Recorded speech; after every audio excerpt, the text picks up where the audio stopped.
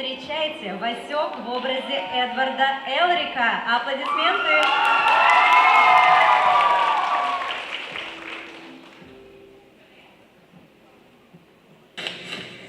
35 литров воды, 20 килограммов углерода, 4 литра аммиака, 1,5 килограмма извести, 800 граммов фосфора, 250 граммов соли, 100 граммов селитры, 80 граммов серы, 7,5 граммов фтора, 5 граммов железа, 3 грамма кремния и 15 других элементов в небольших дозах. Это вещества, из которых состоит организм среднестатистического взрослого человека.